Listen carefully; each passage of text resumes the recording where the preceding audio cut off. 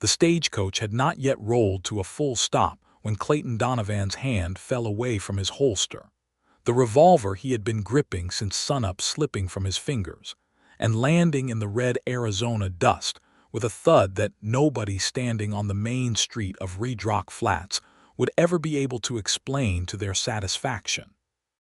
It was the autumn of 1882, and Redrock Flats was the kind of town that had grown up fast and mean along the southern Arizona territory.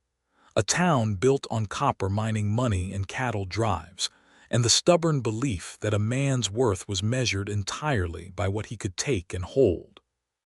The buildings along the main street were mostly timber and adobe, still smelling of raw lumber and ambition, and the afternoon sun hit them sideways in a way that made everything look like it was on fire at the edges.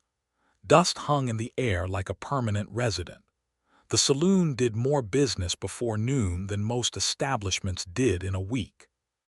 And Clayton Donovan was the man every soul in Redrock Flats both needed and feared, depending on which side of a given dispute they found themselves standing on. He was 28 years old, lean and sun-darkened, with eyes the color of the sky just before a storm decides to announce itself.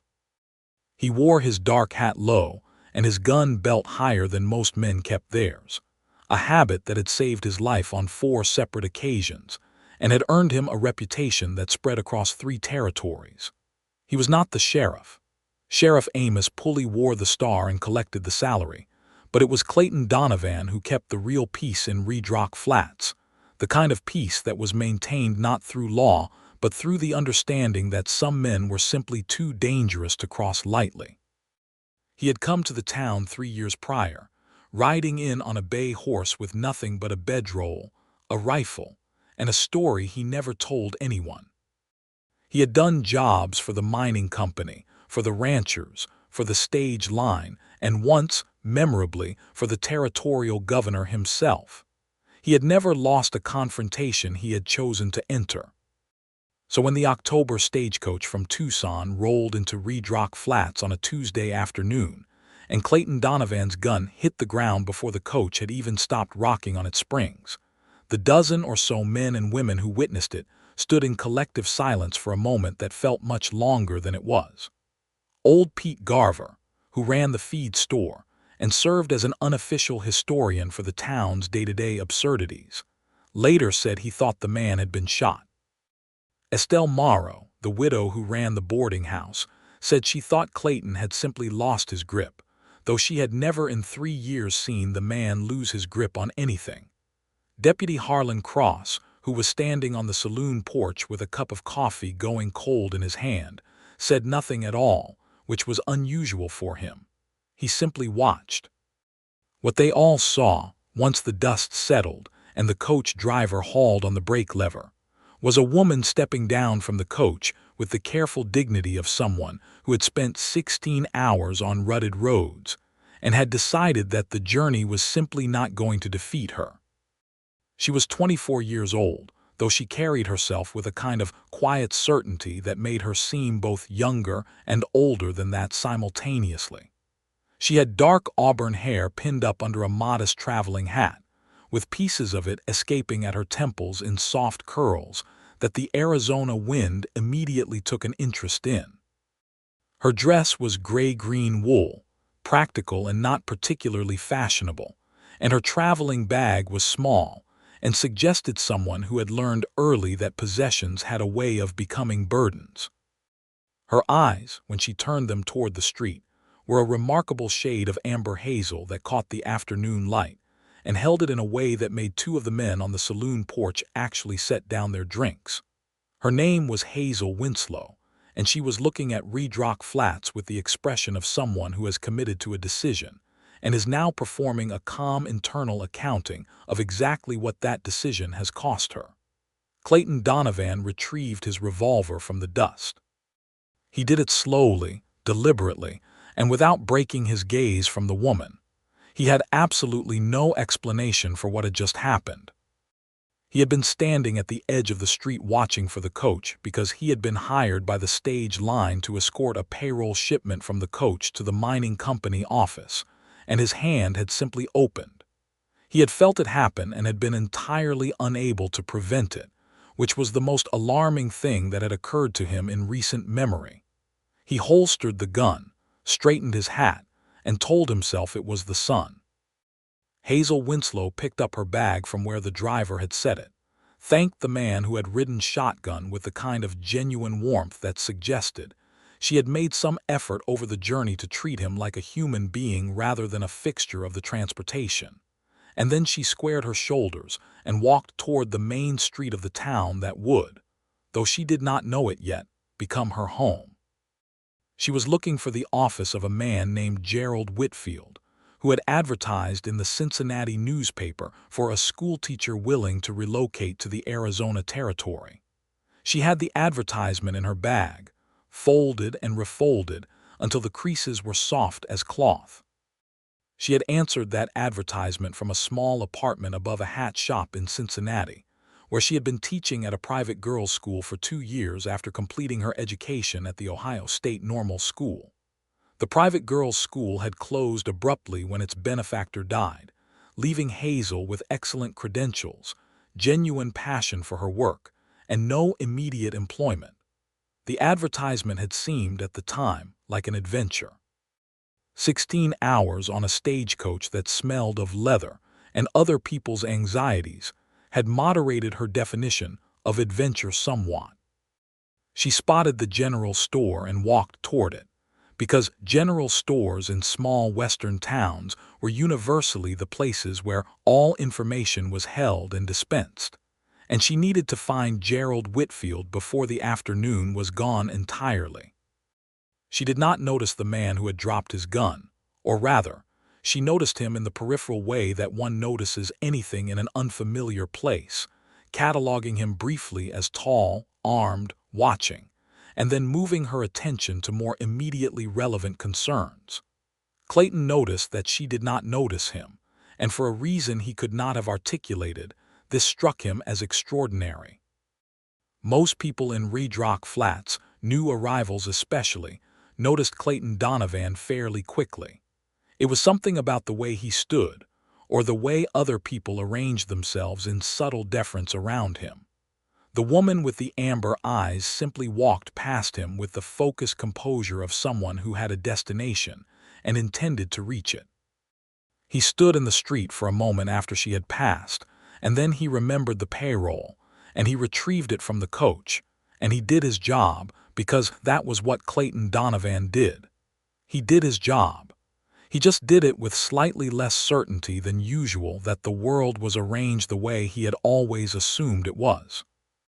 Hazel found Gerald Whitfield in the back of his hardware store, which was also, apparently, the office from which he conducted all of his civic functions, including his role as chairman of the Redrock Flats School Board, a body that, as best as Hazel could determine in the first 10 minutes of conversation, consisted primarily of Gerald Whitfield and 2 other men who did not have strong opinions about education, but had agreed to lend their names to the enterprise.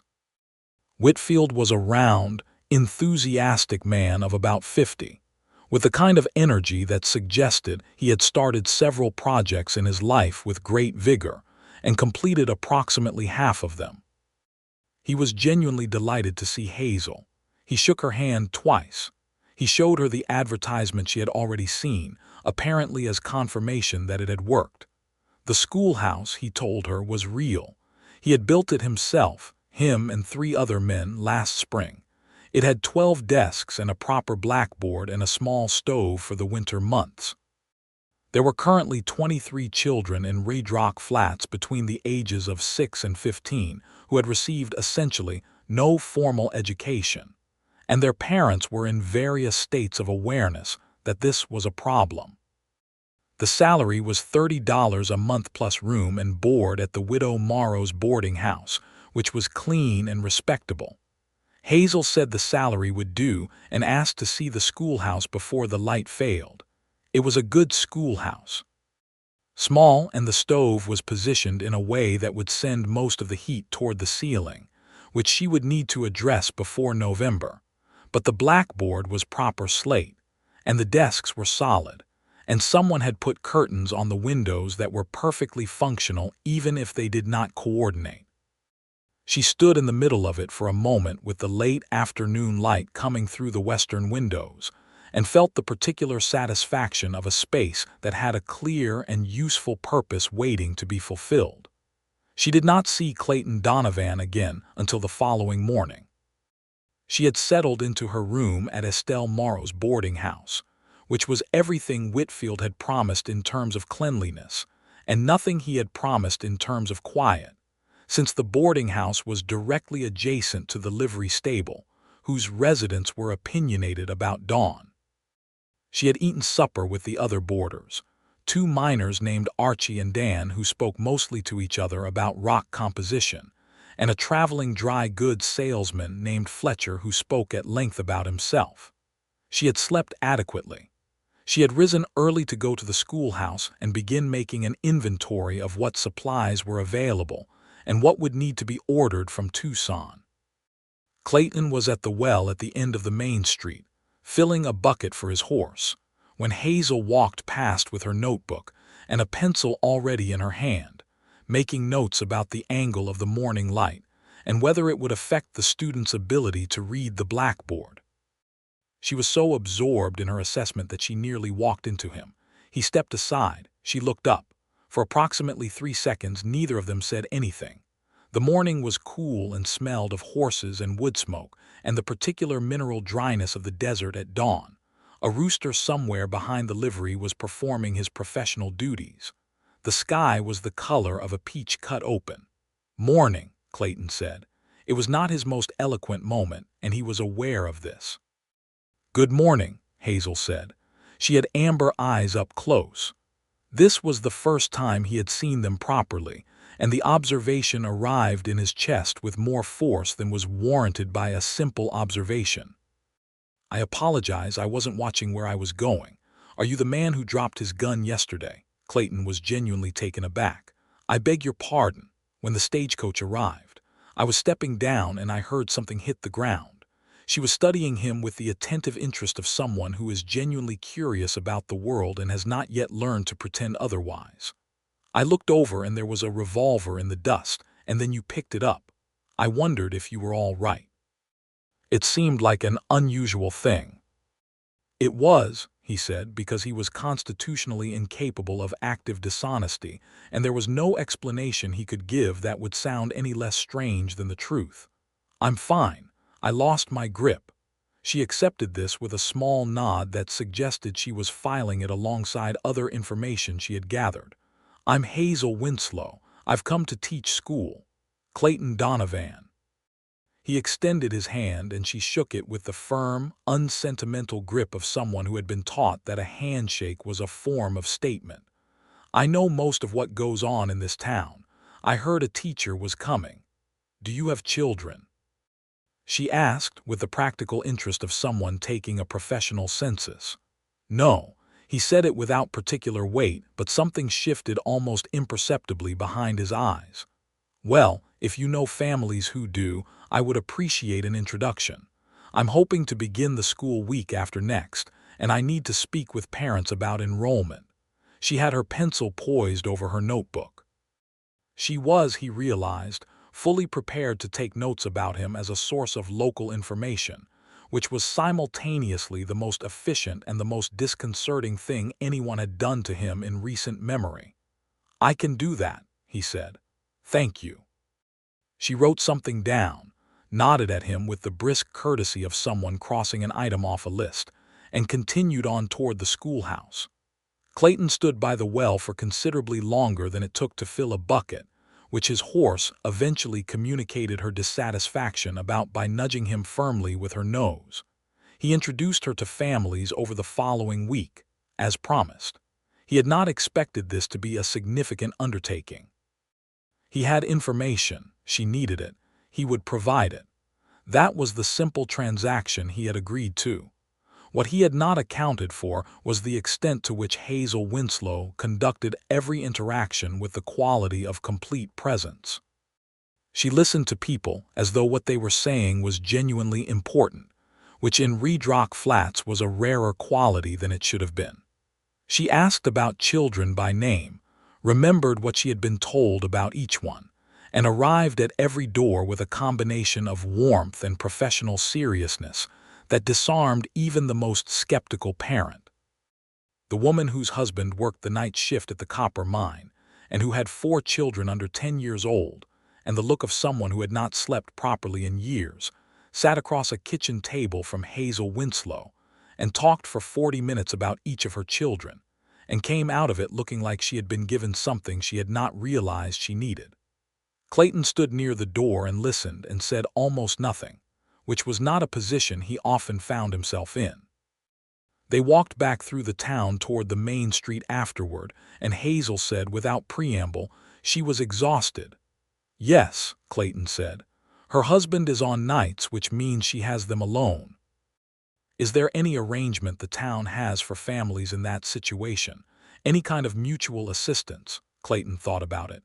"Not formally." Hazel made a note. She was always making notes. He had come to find this quality both somewhat alarming and deeply interesting, the idea of someone moving through the world actively recording what needed to be improved. "You do this a lot?" he asked. "Make lists?" She glanced at him sideways with a small, wry look that he was beginning to recognize as her version of humor. "Is it off-putting?" "No, I'm trying to determine whether you're planning to fix the whole town or just the school." "The school first," she said. "We'll see about the rest." He laughed, which surprised him. He did not laugh often. It surprised her too, apparently, because she looked up at him with an expression of genuine pleased interest, as though he had demonstrated an unexpected capability.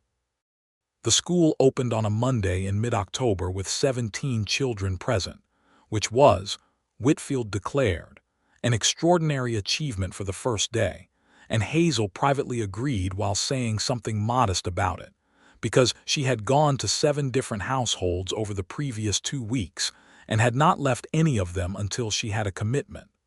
Clayton had taken her to most of them. Not because he was asked every time, but because the first time he had accompanied her on the rounds had produced results, and Hazel was an empirical person who had noted the correlation between Clayton's presence and the willingness of certain families to open their doors. He had a reputation, she had gathered, though the specifics were communicated to her in the oblique way that a small town communicates things it considers both important and delicate. He was a gunfighter. Or rather, he was the kind of man who had been in gunfights, who was available for hire to resolve certain kinds of disputes, who had done things in his past that explained why he wore a gun at all times and kept his back to walls in public spaces. She had gathered this from Estelle Morrow, who told her with the combination of fact and warning that a woman who ran a boarding house developed as a kind of professional skill. She had gathered it also from the way other men in the town arranged themselves around him, with the careful invisible geometry of people who knew where the most powerful thing in the room was located. She had filed this information carefully and not altered her behavior toward him, because what she had observed directly was a man who had introduced her to 17 families with patience and genuine helpfulness, who listened when she talked, who never once made her feel that her project was less important than whatever else he might have been doing with his time. Whatever he was in Redrock Flats, whatever history he carried, those things had not yet arrived at a point of direct relevance to her work, and Hazel Winslow was not a woman who borrowed trouble from the future when the present was sufficiently engaging. The schoolroom on that first morning was a chaos of the most wonderful possible variety. Children who had not known each other sat next to children they knew very well and found all the arrangements simultaneously thrilling and suspicious. A boy named Thomas, who was 8 and had been helping at his father's livery stable for 2 years, came in covered in hay and sat down with the absolute dignity of someone who sees no need to explain himself. A girl named Pearl, who was 10 and the daughter of one of the miners, had brought a book she already owned and sat with it open on her desk, in a way that communicated she was prepared to be either impressed or disappointed. A set of twins named Oscar and Daniel, age 7, had to be separated before the morning was properly underway. Hazel stood at the front of the room and introduced herself and told them what the year ahead would hold, and then she asked every child to tell her one thing they wanted to learn. This was not how she had been taught to begin a school year, but she had found it more useful than any other approach, because it told her who her students were. Thomas wanted to learn to read so he could read his father's accounts and correct them when his father made errors. Pearl wanted to learn mathematics because she intended to be someone who understood how money worked. Oscar and Daniel both said, with the perfect synchrony that twins develop, that they wanted to know why the sky was the color it was. A girl in the back named Clara, who was 12 and had been doing her younger siblings' cooking since she was 9, looked at the blackboard and said quietly that she just wanted to learn everything she could. Hazel looked at Clara for a moment and then nodded and said, "Then we'll start with that." That evening she sat on the front steps of the boarding house with her notes and the last of the daylight, and was aware, after several minutes, that Clayton Donovan was leaning against the post across the street with no apparent immediate purpose. He was not watching her, or rather, he was watching the street in general with the alert surveillance that seemed to be simply his natural state, but she was within the field of that surveillance, and she understood perfectly well that he knew she was there. She said, loud enough to carry, "You could come and sit if you're not busy conducting security operations." There was a pause. Then he crossed the street and sat on the step below hers, which felt like the correct arrangement, and she told him about the first day of school with the particular delight of someone who had done a thing they cared about and done it well. He listened. He asked questions that were real questions, not courtesy questions, things about the children that indicated he had actually retained what she had told him about them. He asked how Clara was, and Hazel told him Clara had stayed after the others left and had asked if she could borrow a primer to take home. "Did you let her?" Clayton asked. "I gave her 2, Hazel said. The evening deepened around them.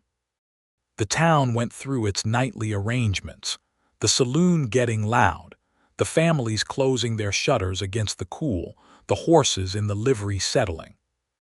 The stars over the Arizona desert were extraordinary, the kind of stars that a person raised in the city had no adequate framework for, and Hazel tipped her head back to look at them and said, mostly to herself, "Oscar and Daniel wanted to know why the sky is blue."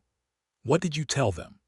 "I told them that light from the sun contains all colors, but that the blue light scatters more when it passes through air, so we see more of it." They stared at me for about 30 seconds, and then Oscar said that sounded like magic that had an explanation, which is actually my favorite description of science I have ever encountered. Clayton was quiet for a moment. Then he said, "That's a good description." I thought so. The silence that settled between them was the comfortable kind, which surprised Hazel, because she was not typically someone who found silence with a new acquaintance comfortable. She was aware that she was sitting on the steps of her boarding house in the dark with a man she had known for 10 days, and that this was perhaps not the model of comportment that the Ohio State Normal School had had in mind. She was also aware that she did not particularly care, and that this awareness told her something about herself that she had not entirely expected. She said goodnight eventually, because the air had gone from cool to genuinely cold, and she went inside with her notes and sat at the small desk in her room and wrote a letter to her friend Agnes back in Cincinnati that described Redrock Flats and its people with the observational precision that was her natural mode, and paused for some time before deciding how to describe Clayton Donovan, and eventually wrote that she had met the town's gunslinger and that he asked good questions and listened to the answers. Which was, she wrote, rarer than any reputation. October deepened and November arrived. The schoolroom routine established itself with the organic permanence that a routine achieves when it is right. Pearl was extraordinary at mathematics, and Hazel began giving her problems that were ahead of her age. Thomas could read his father's accounts by the 3rd week. The twins Oscar and Daniel turned out to have complementary fascinations, with Oscar drawn toward the natural world and Daniel drawn toward stories. And Hazel spent the better part of one afternoon watching them argue, with great passion and no rancor, about whether a book about real animals was more important than a made-up story about imaginary ones. Clara came every day and stayed after every day, and was the kind of student that made teaching feel like the most important work in the world. Hazel had begun to know the town the way you know a place you have decided to belong to, which is different from the way you know a place you are merely passing through. She knew which families struggled and which ones had more than they needed. She knew that the copper mine paid its workers less than the market in Tucson would have supported, and that Gerald Whitfield knew this, and had complicated feelings about it that he expressed in the form of excessive community projects. She knew that there was a community of Mexican families living in the southern quarter of the town who had been there longer than most of the Anglo residents, who had less access to the town's commerce than their tenure and contribution warranted, and who sent their children to her school only after she had personally visited and made clear in her imperfect but earnest Spanish that the school belonged to everyone's children. She raised this with Whitfield. The conversation was uncomfortable in the way that conversations about injustice are uncomfortable in places where the injustice has become too familiar to feel like a problem. Whitfield said things about what was practical and what people would accept. Hazel said things about what was right and what the children deserved. The conversation ended without resolution, which meant it was not over, only paused. She mentioned it to Clayton one evening as they walked back from the home of a family whose youngest child had been absent for a week with an illness, and whom Hazel had gone to check on, bringing with her a bundle of the work the child had missed, and a jar of soup she had arranged to have made at the boarding house. "Whitfield won't see it," she said. "He's not an unkind man, but he sees things in terms of what's already accepted rather than what's right." "Most men do," Clayton said. She looked at him sideways. "And you?" He was quiet for a moment. The evening was cold now, properly winter cold, even though the days were still warm and their breath made small clouds in the lamplight from the storefronts. "I've spent most of my life not asking questions like that, just looking at a situation and determining what it required. That's not the same as not having a sense of what's right." "No," he agreed. "It's not." They walked for a while in comfortable silence. "The Ray's children," she said. "Elena and Marco. Elena is 12 and the sharpest student I have. Marco is 8 and he has this laugh that makes everyone else in the room start laughing whether they intend to or not. They deserve the same access to everything in this school that any other child gets." "I know the Ray's family," Clayton said. "Their father, Eduardo, helped me once. A situation." He did not elaborate on the situation. She did not ask. "They're good people. Will you come with me when I talk to the other families about making the children feel welcome? Sometimes your being there makes people listen in a different way." He glanced at her. The lamplight caught her face and the amber of her eyes, and he thought, not for the first time and with increasing certainty, that whatever was happening to him in the proximity of this woman was not something he had either the knowledge or the vocabulary to manage properly. "Yes," he said, "I'll come."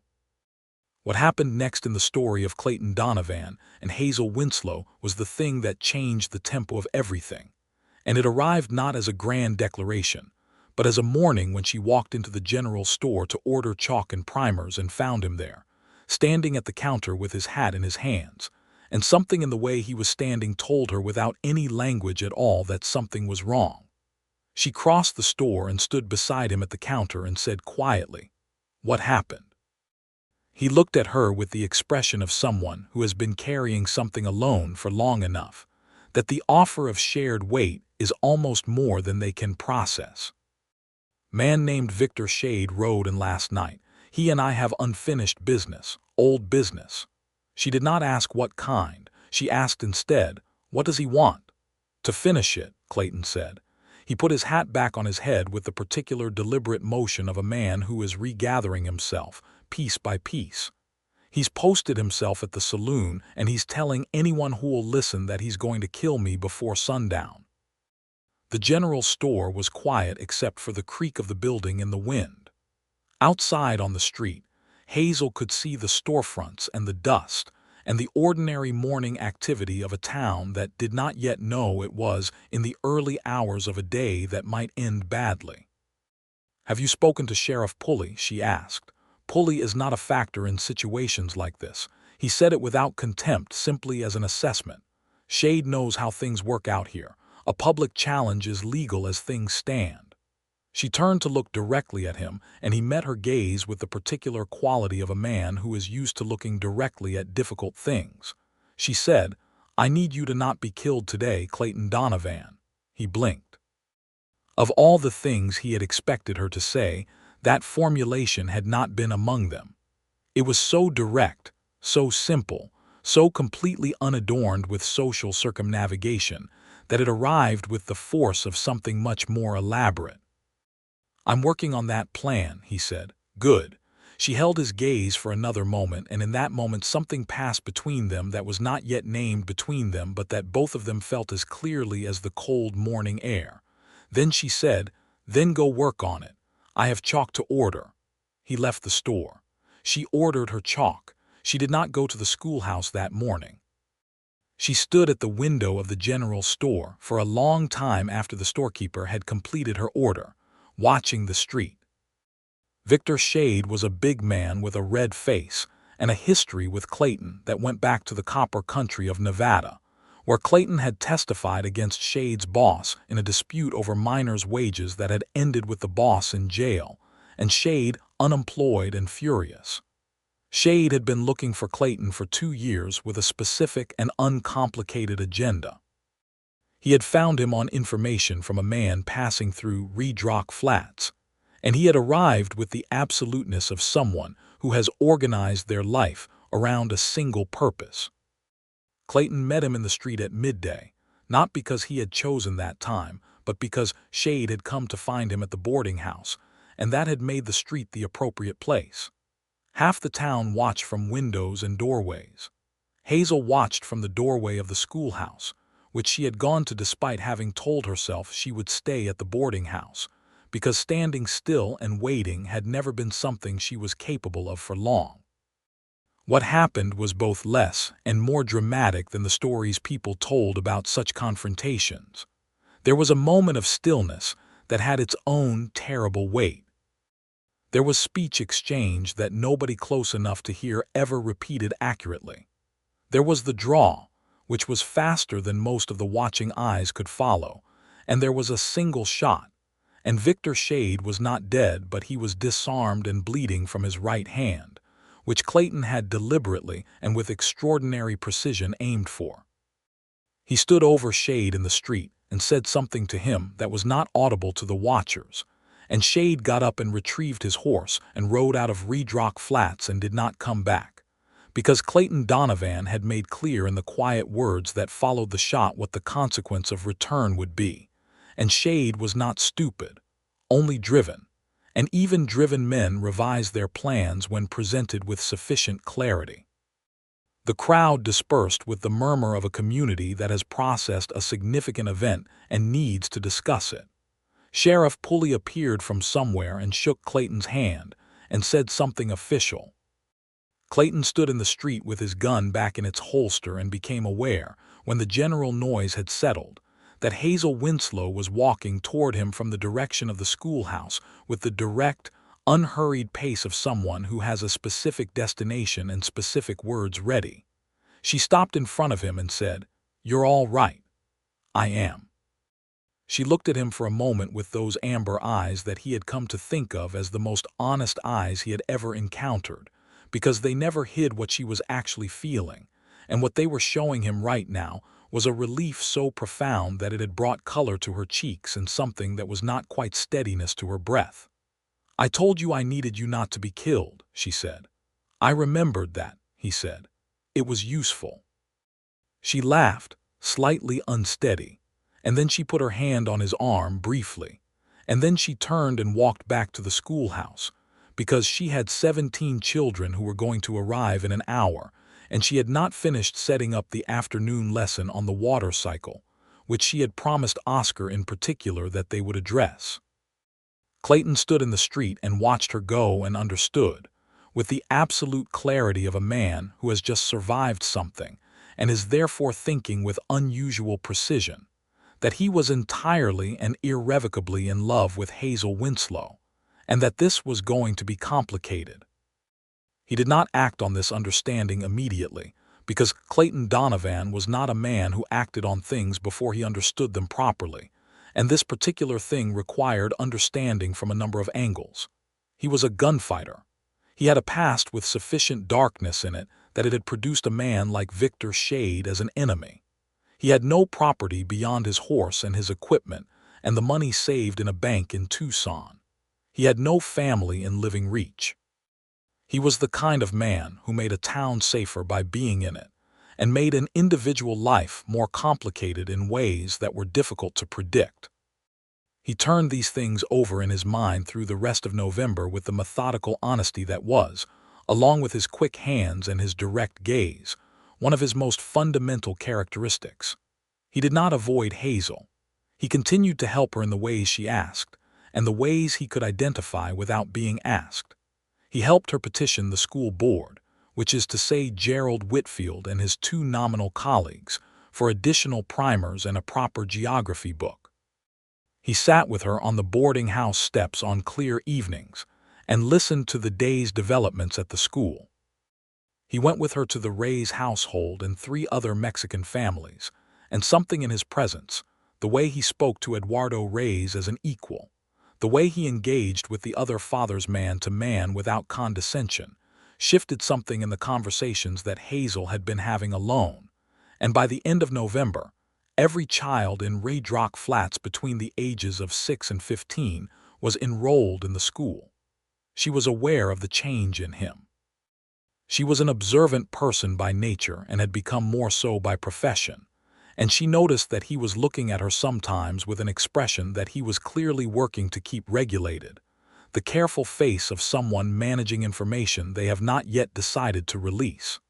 She noticed it and did not press it, because she was performing her own internal accounting about Clayton Donovan and was not yet at a point of certainty. What she was certain of was that she had never in her life met anyone whose company she preferred to solitude in the way she preferred his. She was fundamentally a person who valued her own thoughts and her own space, who had always found extended company taxing, who recharged in quiet and alone. Clayton was the exception to this. Being with him felt, inexplicably and immediately, like a form of rest. She wrote about this to Agnes in Cincinnati, at considerable length, and Agnes wrote back a letter that was mostly punctuation and underlines, and one sentence in very large handwriting that said, "Hazel Winslow, you are describing falling in love," which Hazel read 3 times, and then folded very carefully and put in the back of her notebook, where she kept things she wanted to think about more. December arrived with cold that surprised even the local residents, who had assured Hazel in October that the Arizona winter was mild. It was not mild. It was not the Ohio winter she knew, which was gray and wet and heavy, but it was a dry, biting cold that came through every gap in every building and made the stove in the schoolhouse a matter of genuine necessity rather than comfort. She spent an afternoon stuffing rags into the gaps around the windows, which made the room hold heat better, and the next day she found that someone had installed proper weather stripping around the door overnight, and when she asked Whitfield about it, he looked vague in the way of a man who has not done a thing but knows who has. She found Clayton at the livery stable that afternoon, where he was doing something to his saddle that required the kind of focused attention that functions as an excuse to avoid eye contact, and she said without preamble, "You fixed the schoolhouse door." He kept his attention on the saddle. The cold was getting in. It was, thank you, a pause. The children were cold yesterday. Pearl had her coat on all afternoon. Hazel looked at him. He was looking at the saddle. The livery was warm with the particular warmth of horses and hay, and the winter light came through the wide door at the angle that late afternoon produces, long and golden. She said, Clayton. He looked up. She had thought over the previous weeks about what she wanted to say and had produced a number of versions of it. None of them, now that she was standing in the livery with the hay smell and the winter light, and the particular way he looked at her when she said his name, seemed to be the right version. She said, "I think you ought to know that I have come to value your company in a way that is rather beyond what I initially anticipated." He was very still. The horse in the nearest stall shifted and blew breath. "Is that right?" he said. It was not quite a question. "It is," she said. "I thought you ought to know because I have observed that you are a person who prefers clear information to ambiguity, and I am also that kind of person, and it seemed inefficient to continue not having said it." A slow, incredulous, deeply genuine smile crossed Clayton Donovan's face, and it was the most transformative thing Hazel had ever seen happen to a human countenance, because the man she knew on ordinary days was handsome in a way that was largely obscured by the severity of how he held himself. And the man who was standing in the livery stable smiling at her was someone so unexpectedly, disarmingly beautiful that she had to remind herself to breathe. He said, "Hazel." "Yes." "I dropped my gun when you stepped off the stage," she blinked. "I know I mentioned it. I've never done that in my life, not once. I have held that gun steady in situations that would have made other men lose the use of their hands entirely. And you stepped off that coach and I just—" He paused, seemed to search for the word. "Opened." She held very still. The golden light held them both. "I have no idea what kind of life I can offer you," he said, with the honest directness of a man who has thought this through very carefully and has decided that honesty is the only possible foundation. "I'm a man with a reputation that causes trouble to find me. I have money enough saved to buy land if I chose it. I have skills that belong to a particular kind of world, and I'm not certain how much of that world I want to keep living in. But I know that since you stepped off that stage, I have been more certain of what I want than I have been of anything since I was young enough to still believe the world was simple. The hay and the cold outside and the horse. The golden afternoon. Hazel Winslow standing in the livery of Redrock Flats with her hands quiet at her sides and the most extraordinary warmth spreading through her chest. "What do you want?" she asked. He held her gaze. "You. A life that looks more like yours than mine has. Something built rather than just defended." She crossed the distance between them and stood close enough that she could see the details of his face, the lines at the corners of his eyes from years of squinting against the sun, the slight unevenness of his nose where it had been broken and healed on its own, the gray storm color of his eyes. She said, "I think that sounds like an excellent plan." He touched her face with one hand carefully, with the particular carefulness of a man whose hands were usually weapons, and who was acutely aware of handling something that required a different kind of skill. She leaned into it. He kissed her.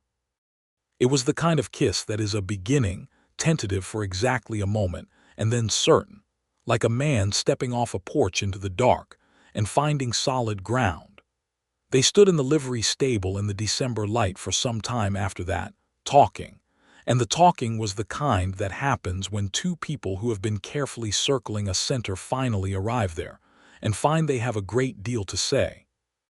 Christmas in Redrock Flats was a modest affair by the standards of eastern cities and an extravagant one by the standards of the desert, and Hazel organized a school performance that brought in nearly every family in town and featured Pearl reading a passage from a geography book with the precision of a scholar, Oscar explaining to the assembled parents why the sky was blue, and Thomas reading his own father's accounts aloud with the triumphant authority of a child, demonstrating a new skill to the person most relevant to it. Clara sang a song in Spanish that Elena Reyes had taught her, and the two of them stood together at the front of the schoolroom in the lamplight and produced something so lovely that 3 of the minors cried, which they blamed on the cold. Clayton sat in the back of the room for the entire performance. He was not a man who typically attended community events of the social variety. Several people noticed this. Estelle Morrow noticed it and said nothing, but looked at Hazel afterward with an expression that communicated several paragraphs worth of informed opinion. They celebrated the new year of 1883 at the general store, which Whitfield had opened for the evening, with cider that was technically not quite proper cider and dried fruit, and the kind of collective warmth that happens when a community has found a rhythm it is comfortable with. Hazel stood with Clayton at the edge of it, and at midnight by the clock on Whitfield's wall, she took his hand and held it, and he turned it over and held hers back, and that was their private ceremony, unannounced and sufficient. January brought the real work of their beginning. Clayton had a conversation with Clayton about his future in Redrock Flats that was actually, though he did not always acknowledge this, a conversation with himself, and the conclusion he reached was that the life of a man for hire with a gun had a natural end that tended to be abrupt and permanent, and that he had been avoiding the question of what came after it for years, and that the question had now become pressing in the best possible way. He went to Tucson in the middle of January and came back with a bank draft that established him as the purchaser of 40 acres of good land with a creek running through it about 3 miles north of town, land that had belonged to a rancher who had gone back to Texas. And he came to the schoolhouse after hours and showed Hazel the document and told her what he was thinking, which was cattle, small scale at first, and later horses perhaps. And she listened with her notebook open and her pencil ready and asked questions about water access and the condition of the existing fencing and the timeline of available cattle. And when she had run through all of her questions, she looked up and said, "This is a good plan. I was hoping you'd think so," he said. She set down her pencil and her notebook and she said, "Clayton, are you asking me something?" He had been, he realized, building up to asking her something for the better part of the conversation, approaching it in the way of a person who is certain of the thing they want and uncertain about the words, and the directness of her question was both embarrassing and utterly characteristic of her, and he loved her for it absolutely. He said, "I am." "Will you marry me, Hazel?" she said. "Yes, obviously yes." "Were you genuinely uncertain? A man is entitled to be nervous. About whether I would say yes." He looked at her with a ghost of a smile. "About whether I deserved the yes." She was quiet for a moment.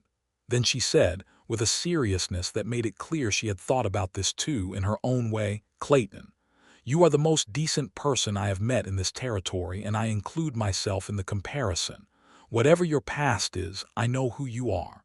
I am not interested in marrying a legend or a reputation. I am interested in marrying you." He crossed the room and put his arms around her with the gentleness and certainty of a man who has found the thing he was looking for and intends to hold it well. And she put her arms around him and held on, and the schoolroom was quiet around them, and outside the January wind moved through Redrock Flats without apology. They told Estelle Morrow first, who received the information with the satisfaction of a woman who had seen it coming since October and had been exercising considerable restraint on the subject. She insisted on making a cake, the exact nature of which was subject to the limitations of what was available in December, but she produced something that was recognizably celebratory. They told Gerald Whitfield, who shook both their hands and had a complicated expression that resolved into genuine warmth after a moment, and who said, without a great deal of tact but with real feeling, that he had to admit when Hazel had arrived, he had worried about whether a teacher with Eastern education would suit Redrock Flats, and that he had been thoroughly wrong about that, and that he was glad. Hazel thanked him with a courtesy that was genuine despite everything. They told Eduardo Reyes and his wife Maria, who had Hazel and Clayton to dinner, and produced a meal that operated as its own form of celebration. And Maria held Hazel's hands in both of hers for a moment, and said something in Spanish that Hazel's improving but imperfect command of the language caught most of, which was that she was glad the town had someone like Hazel, and that Eduardo had told her about Clayton, about the real Clayton, and that Alina and Marco spoke of both of them constantly. They were married in March of 1883 in the schoolhouse, which was the largest indoor space in Redrock Flats that could hold the number of people who apparently intended to attend, and which Hazel felt was the appropriate place, given that it was where most of the things that mattered to her about the town were located. Clara made flowers out of paper and wire, dozens of them, and put them in every available space. Pearl read a poem that she had written herself about what it meant to understand the world better than you had before. Thomas came in his best clothes with his hair combed flat, which lasted approximately 15 minutes before it reasserted itself. The minister came from Tucson for the occasion and performed the ceremony with the appropriate solemnity and the appropriate warmth. And when the moment came for Clayton to look at Hazel and say the words, he said them with the quiet certainty of someone who has examined a commitment from every possible angle and found it completely sound. And when Hazel said hers back, she said them with the clear-eyed directness that was her fundamental nature, and that had been, from the first morning at the well, the thing he could not look away from. They were married. The town ate Estelle's food and Whitfield's cider, and the Ray's family's tamales, and there was music from a man named Jose who played guitar, and another man named Archie the miner who played fiddle with more enthusiasm than precision, and the dancing lasted until the stars were high. Hazel moved into the adobe house on the northern edge of town that Clayton had been renting since December, while the house on the ranch property was being built by him and Eduardo, and 3 other men who had offered their labor on weekends. She brought her books and her notebooks and her educational materials and the small collection of practical items that had traveled with her from Cincinnati, and she arranged them in the rooms of the adobe house with the satisfaction of someone settling their things into a space that is going to hold them permanently. She kept teaching. This was not a question. She had a contract, and she had 23 children who needed her, and she had projects at the school that were mid-course, including a mathematics program that she was developing for Pearl that was going to require correspondence with the normal school in Tucson for additional materials. Clayton had never once suggested she would stop, because he understood that what she did at the school was not separate from who she was, and marrying her would have been internally inconsistent with asking her to stop being herself. He continued the work of establishing the ranch through the spring, and Hazel went out to the property on weekends and walked the 40 acres and made notes and asked questions, and had strong opinions about where the garden should be placed in relation to the house, which were incorporated into the plans with only minor modifications. The creek that ran through the northern edge of the property was clear and cold and full of fish, and one afternoon in April, Clayton took her fishing there, and she turned out to be considerably better at it than he was, which she was gracious about in a way that made clear she was fully aware of this and intended to remember it. The house on the ranch was finished in late May. It was not a grand house, but it was a solid one, made of adobe and timber with deep-set windows and a covered porch that faced west toward the sunset, which Clayton had specifically oriented the house to capture, because he had noticed that Hazel watched the sunset whenever she had the opportunity, and he intended to make that easy for her for the rest of her life. There was a kitchen large enough to work in, 2 bedrooms, a sitting room, and a study where Hazel immediately installed her desk and her books, and where she worked on school materials in the early mornings before riding the 3 miles into town. She had a horse now, a sturdy gray mare named Temperance, selected by Clayton from a rancher in the valley on the grounds that the horse was sensible and steady. Characteristics he maintained were appropriate for a teacher's horse. Hazel maintained that Temperance had a sense of humor that Clayton had failed to identify, and pointed to several occasions where the horse had done things that were technically within normal equine behavior but were clearly intentional. The debate about Temperance's inner life became a running pleasantry between them. Summer in Redrock Flats was spectacular and brutal. The heat was a presence, a physical force that had to be accommodated. The school ran a shorter day in July and August, and Hazel adapted the schedule to start earlier and end before the worst of the afternoon. And she began a correspondence with the Territorial Department of Education about standards and materials that eventually produced a visit from a department representative who spent 2 days at the school and wrote a report that described Hazel's program as among the best he had observed in the territory. Whitfield read the report with an expression that cycled through several stages before landing on extremely pleased.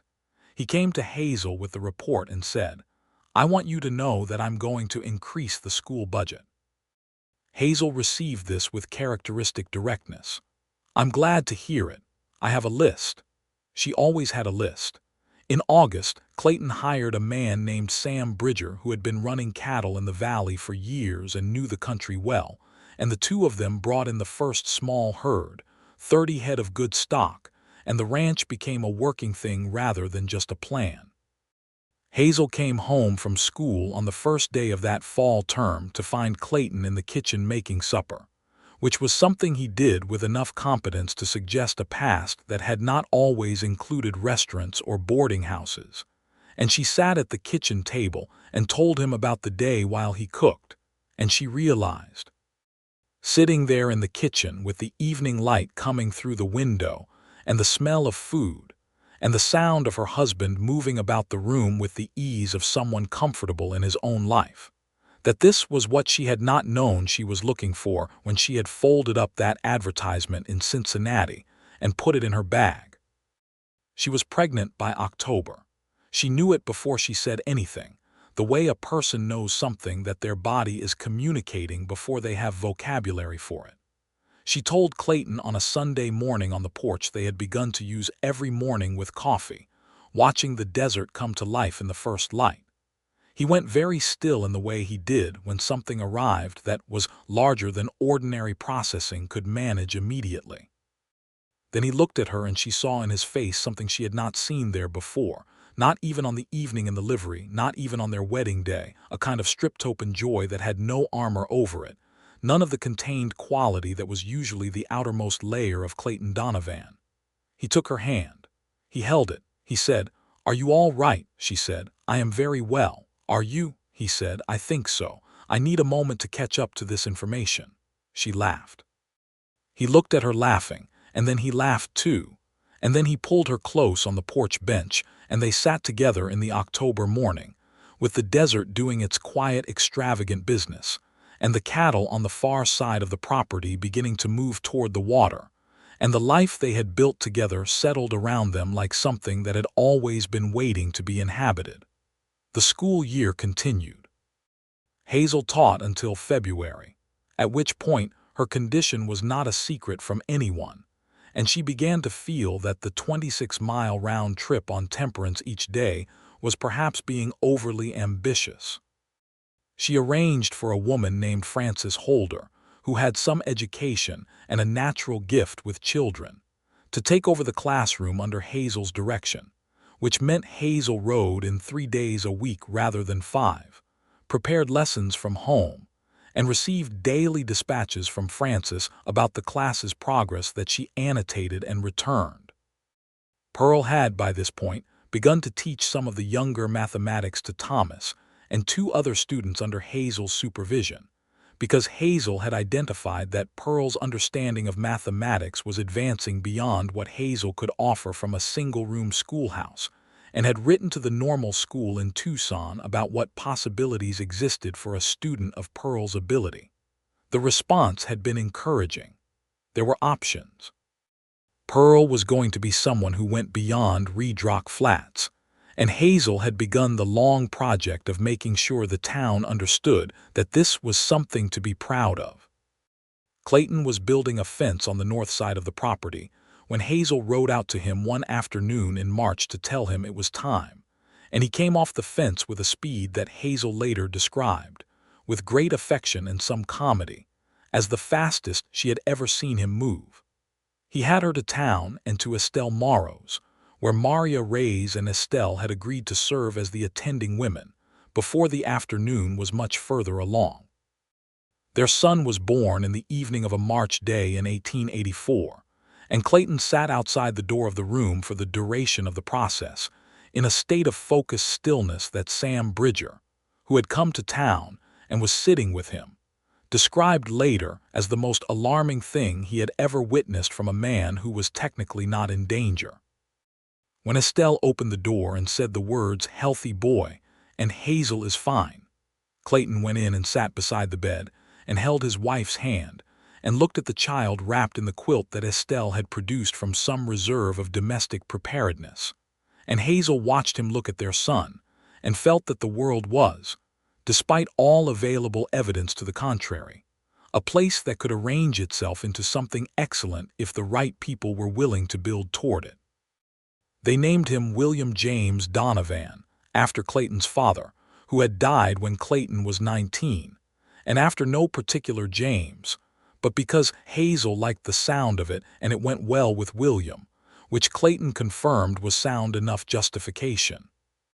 William was a red-faced, emphatic infant who had opinions about everything and communicated them without hesitation, which Hazel said was entirely appropriate, and Clayton said was somewhat ironic given that he himself communicated economically, and Hazel pointed out that somewhere in the combination of the two of them, it was not surprising that an emphatic person had resulted.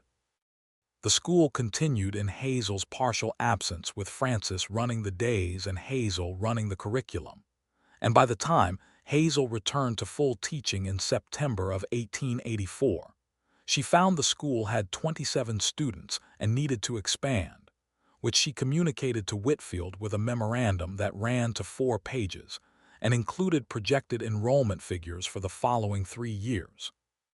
Whitfield read it, looked at the figures, and said, "Do you know, when I put that advertisement in the Cincinnati paper, I hoped to get a teacher." "You got a teacher," Hazel said.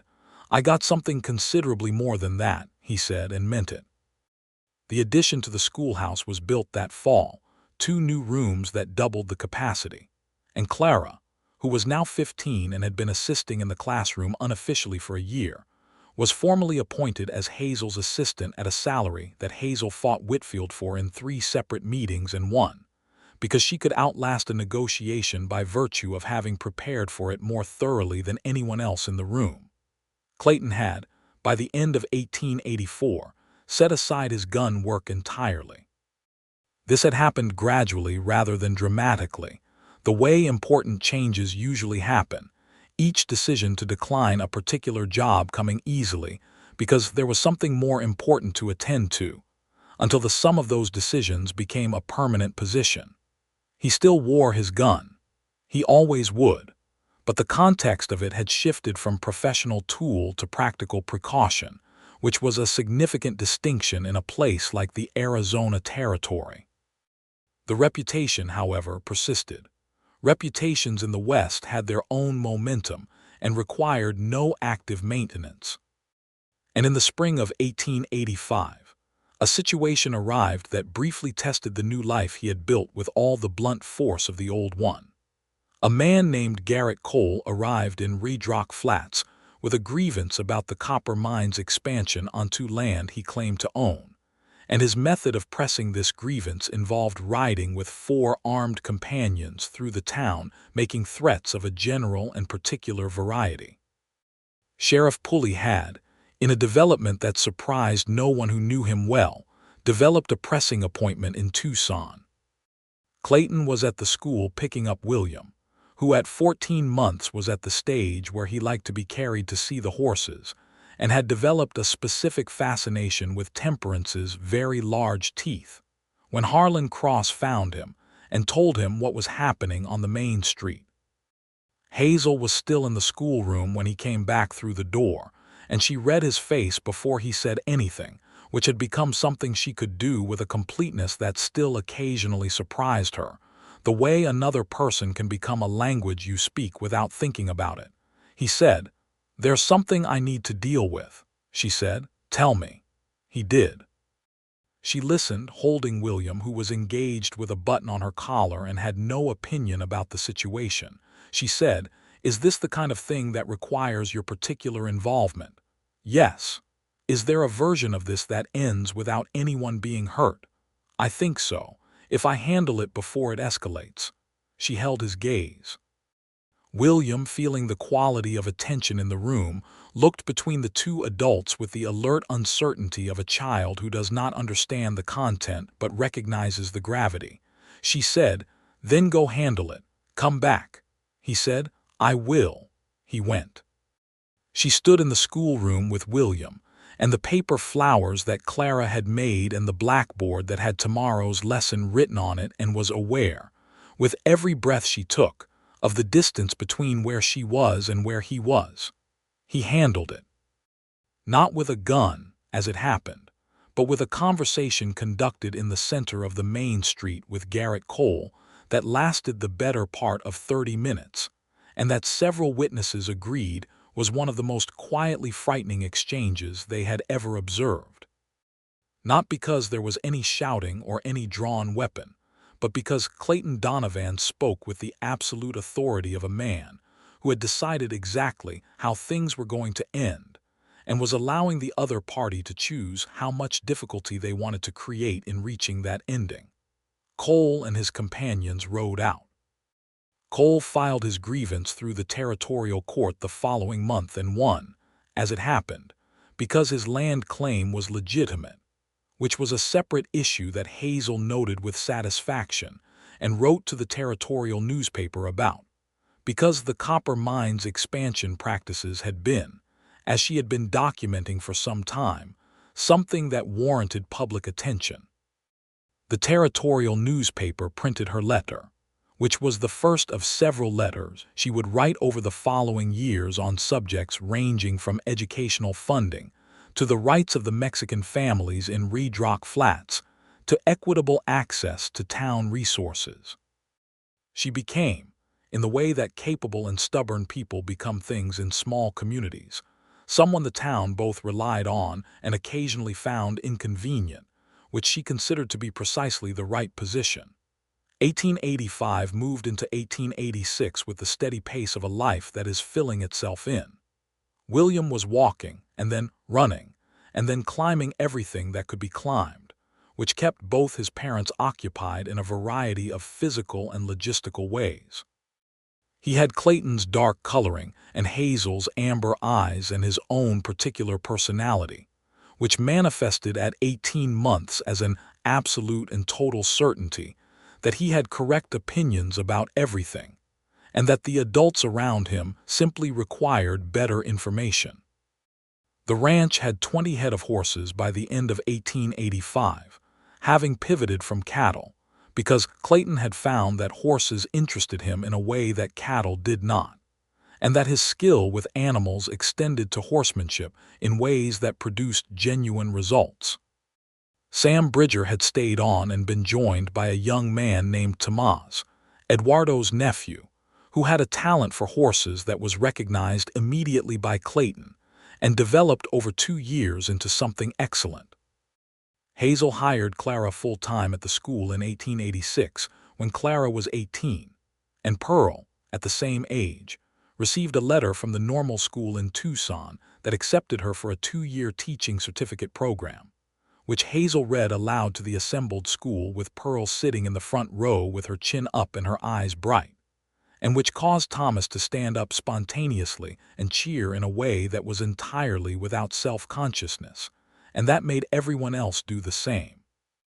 Pearl came to Hazel afterward and held her hands the way Maria Reyes had held Hazel's and said, "You made this happen."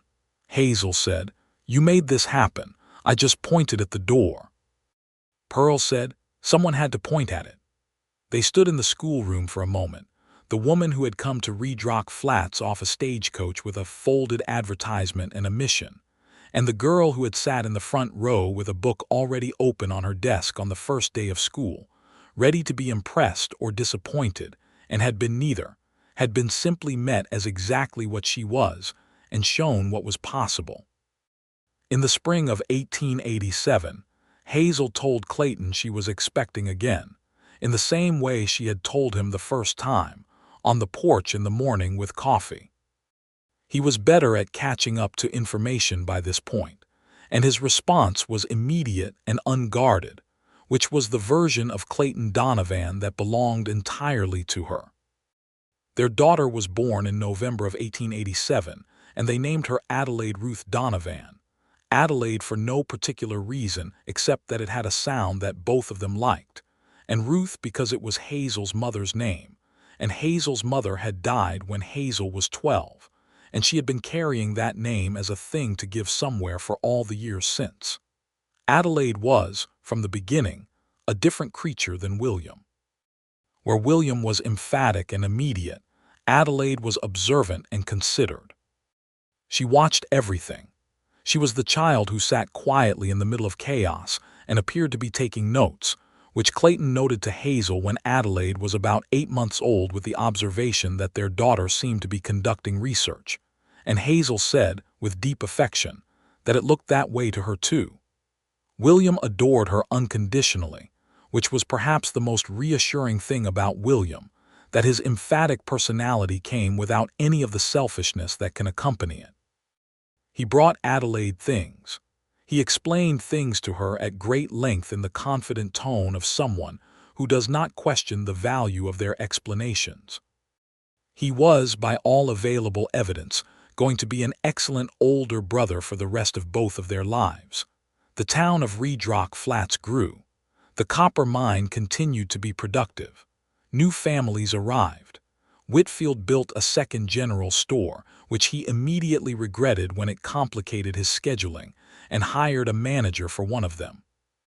There was a proper doctor by 1886, a man named Tanner who had come from St. Louis, and who integrated himself into the town with the speed that a place with no previous doctor will embrace someone with medical skills.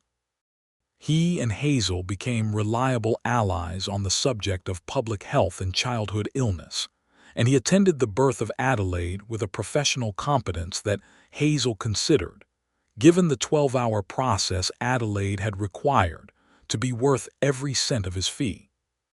The school expanded again in 1888, this time with a second teacher joining the staff, a young man named Robert Farris who had come from New Mexico with a particular interest in natural history, and who immediately established a program of outdoor education that Oscar, now 13 and passionately interested in the natural world, embraced with such enthusiasm that he became Robert's assistant within a month.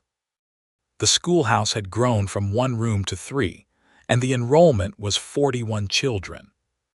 There was talk, driven largely by Hazel's correspondence with the Territorial Department of Education, about establishing a proper Redrock Flats school district with formal territorial recognition and funding, which would mean a proper budget and the ability to hire additional staff and expand the library, which had been built by donations and Hazel's personal acquisition of books from every possible source, and which by 1888 held over 200 volumes. Estelle Morrow had, by 1888, become something between a surrogate aunt and a grandmother to both William and Adelaide, who spent time at the boarding house with a frequency that suggested the 3 miles between the ranch and town was considered by the children to be a manageable distance, and by their parents to be a useful one. Adelaide in particular had attached herself to Estelle with the selectivity of a child who chooses her people carefully and then holds on firmly, and Estelle, who had no children of her own, had simply accepted this arrangement as one of the finer developments of her later years. Eduardo and Maria Reyes had been at every significant occasion: the school performances, the christenings, the harvests, the seasons. Eduardo and Clayton had the kind of friendship that needed very few words because it was built on specific trust, the kind that comes from knowing exactly who a person is when things are difficult. Maria and Hazel had the kind of friendship that used many words and was constantly discovering new applications for them, conducted in a language that was, by 1888, approximately 2/3 English and 1/3 Spanish and entirely fluent. In the summer of 1889, Clayton sold 10 horses at a price that established the Donovan Ranch as a serious supplier in the region, and he and Hazel sat on the porch in the evening after the children were asleep and looked at the desert in the late light, and talked about what the next 5 years would look like. The way people talk when they are no longer uncertain about the foundation and can spend their attention on the building instead. He said, "I used to think about the future in terms of what I needed to not have happen," she said, "and now," he looked out at the desert, at the extraordinary colors of the western sky, "now I think about what I want to build." She leaned against him on the porch bench, comfortable in the way that people become comfortable with each other when they have shared a sufficient number of days and nights and have proved through the accumulation of evidence that they are someone the other person can rest against. She said, "What do you want to build?" He thought about it. "More of this," he said. "Whatever this is," she said. "I think the technical term is a life." He said, "Then more of this life." She said, "Yes," and meant it as comprehensively as any word can be meant. The autumn of 1889 brought a territorial election, and with it, a new territorial governor who was significantly more interested in education reform than his predecessor had been. And one of the first formal school districts in southern Arizona was established in Redrock Flats with the Donovan School as its anchor, a name Whitfield had proposed, and Hazel had attempted to decline and been overruled on by essentially the entire school board and also by the children, who had voted on the matter with considerable feeling. She accepted the name because Clara told her she should, and Clara was 21 by then and had grown into the kind of person whose judgment Hazel trusted without reservation.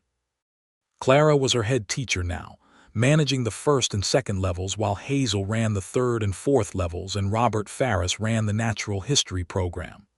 Pearl had come back from Tucson the year before with her teaching certificate and an offer to teach in Tucson proper, and she had come to Hazel with the offer and they had talked it through, and Hazel had said, "You should take it," and Pearl had said, "But what about here?" And Hazel had said, "We will be fine. You were always meant to go further than here. That's not a sad thing. That's what we built toward."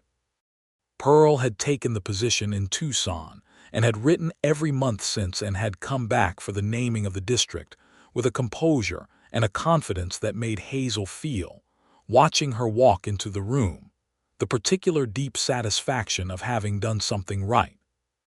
The Donovan family entered the decade of the 1890s with the ranch running well and the school running better, with Adelaide starting at the school at age 4, because she had simply arrived one morning and sat down and looked at Clara with an expression that made clear she intended to be there. And with William at 6, already reading everything, he could put his hands on with a speed that suggested he had inherited something important from his mother. Clayton had long since become something different in Redrock Flats than what he had arrived as. He was not the gunslinger anymore, or rather, that was not the primary thing he was. He was a rancher. He was Hazel's husband. He was William and Adelaide's father. He was Eduardo's friend and the man who had taught Tomás everything he knew about horses and could, on a clear day, be found showing Oscar how to track a deer or helping Thomas repair something at the livery, where Thomas now worked as a full partner with his father. He was the man who had once stood in the main street of Redrock Flats with a gun in his hand, and dropped it the moment a woman stepped off a stage, and who had, in the years since, built the kind of life that made that dropped gun feel not like a mistake or a weakness, but like the most accurate thing his hands had ever done. He stood on his porch one October evening in 1890, 8 years to the month, since Hazel had arrived on the stage from Tucson, watching the desert do its evening business with the colors and the light and the extraordinary stars beginning to appear at the edges of the sky. And Hazel came and stood beside him with 2 cups of coffee and handed him one, and they stood together in the way they had learned to stand together, which was close and comfortable and requiring no particular justification. William was at the kitchen table inside working through a mathematics problem that Pearl had sent from Tucson specifically for him, because Pearl maintained correspondence with every exceptional student she had known, which was something she had learned from Hazel. Adelaide was asleep already, because Adelaide had her mother's discipline about sleep, and had gone to bed at the prescribed time without argument, which William had failed to do until approximately age 4. The ranch was quiet. The horses moved in the near pasture in the last of the light. Hazel said, "Whitfield told me today that there's a family coming in on next month's stage, a widow and 3 children." He asked if there would be room at the school. "Is there?" Clayton asked. "There's always room," Hazel said in the tone of someone who has never found a child who didn't fit and does not intend to start. He smiled. She felt it rather than saw it, the way a person perceives the shift in someone standing close to them. He said, "I'm glad you answered that advertisement." She said, "So am I," he said. "I'm glad you stepped off that stage." She looked up at him. The stars were coming in overhead, the vast improbable stars of the Arizona desert, and the moon was rising over the eastern ridge, and the horses in the pasture were simply there, breathing and alive in content. She said, "So am I."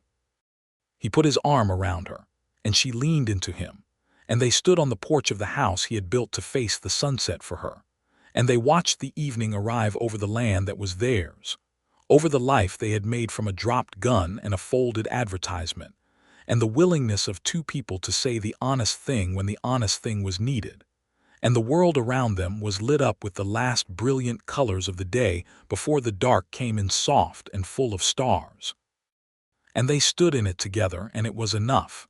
It was more than enough. It was the whole of what they had been building toward, and it was exactly right.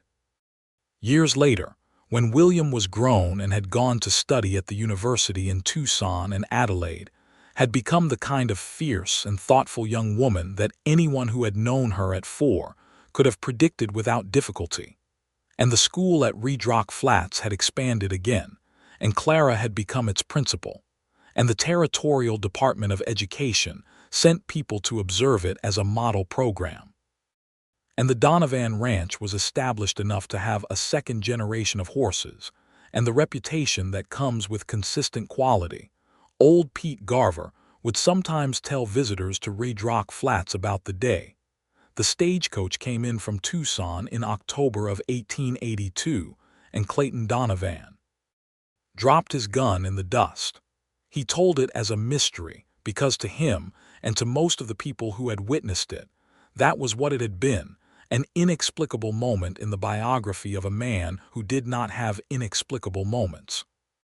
But if you asked Hazel Winslow Donovan about it, which the occasional curious person did, she would consider the question with that amber-eyed attentiveness that had not changed in all the years. And then she would say, quietly and without drama, that she thought some things simply recognized each other before the people involved had the vocabulary to understand it. And if you asked Clayton, which was harder because he was still a man of economy in his words about himself, he would look at you with the gray storm eyes that had softened over the years without losing their clarity, and he would say that he could not explain it then and could not explain it now, only that whatever had made him open his hand that October afternoon had known something he didn't, and that in all the years since. He had been profoundly grateful to have been the kind of man who could be wrong about what he was holding and honest enough to let it go. The stagecoach had long since stopped running by then. The railroad had come through the valley, and the world of 1882 was a different world from the one they were living in, and the distances between places had collapsed in ways that would have seemed impossible to the woman stepping off that coach with her traveling bag and her notebook and her folded advertisement and her certainty that there was work to be done.